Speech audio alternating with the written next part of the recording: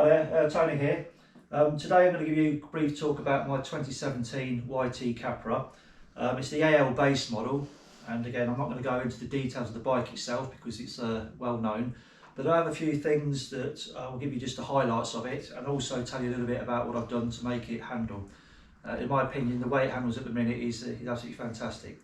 So very briefly, as a standard bike, it comes with the Lyric forks. It has a standard RockShox can on the back. I've updated this one, so I'll tell you about that in a minute. It's got the SRAM GX 11-speed transmission. Thank you, Stanley. And to be honest, it's a very good bike. Nothing wrong with it really.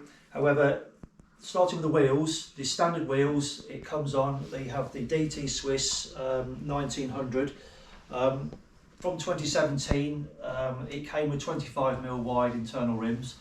My son's got a bike from 2018, a Jeff C, and that came with 30mm wide internals, internal width. To be honest, I think the 30mm internal width is really what the bike needs as a minimum. Again, I'm certainly no expert, but that's my opinion. So what I have done is I've actually fitted a set of Hunt Enduro wide rims, and they're I think 33.5 or thereabouts, nearly 34mm wide internal width. And to be honest, the weight's the same as the DT Swiss 1900s at 25, and also, you know, they give the tyre much more support. For me, that's helped my confidence in the cornering and certainly in the berms. And to be honest, the bike absolutely is like, you know, it handles like it's on rails. The other thing I've upgraded, which is one at the front end, is the brake, the front brake.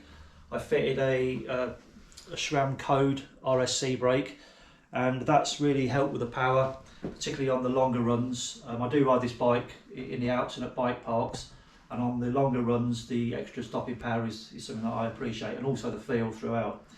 Working backwards, I fitted a RockShox Vivid Air RC2 shock. Now this, to be honest, I think has been one of the highlights of the bike. Obviously it's a very high-end shock, as you're probably no doubt aware, but it's given the bike an almost infinite grip. I don't want to sound too over the top with that, but the way it grips is absolutely fantastic.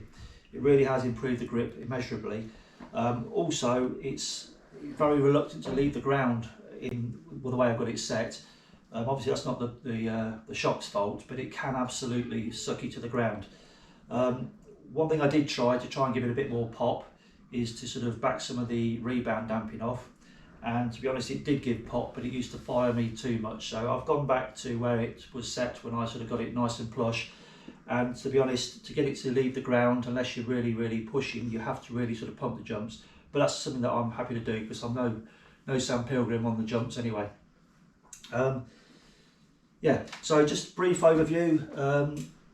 SRAM GX drivetrain, reasonable fork. It's got the Lyric fork.